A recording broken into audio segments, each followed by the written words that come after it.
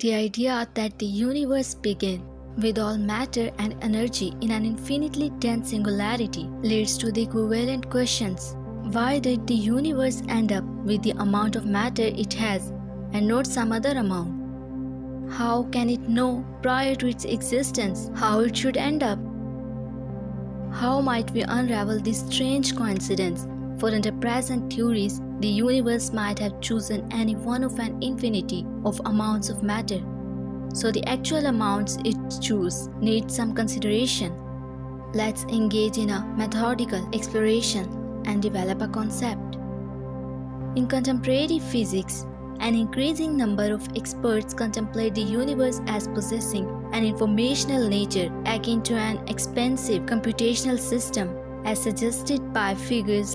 This idea was put out there by John Wheeler, one of the greats of physics and a mentor to Richard Feynman and Jacob Bekenstein. This analogy holds merit as it necessitates a minimal energy input to generate or erase information bits, an idea also endorsed by Rolf Londier, who posited the physical essence of information.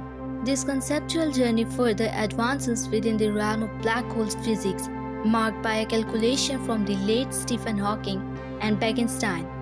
Their work revealed that in the scenario of the universe being immersed into a black hole, its information link entropy would not surpass 10 to 122 bits. Interestingly, this value closely aligns with the universe's age squared, measured in increments of the Planck time. This is at least a remarkable coincidence because it implies that we just happen to exist at the right moment for this t-squared 2 relationship to hold true.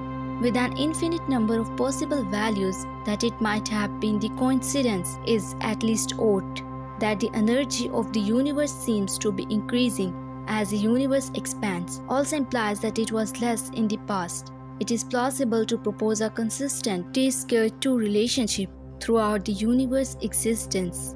In such a scenario, the universe's origin might involve a minute mass leading to its current matter content for reasons distinct from the Big Bang theory.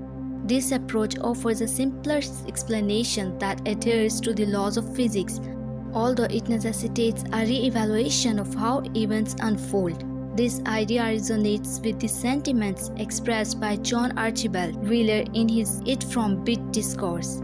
He pondered whether we can ever comprehend existence fully while we possess hints and the task ahead.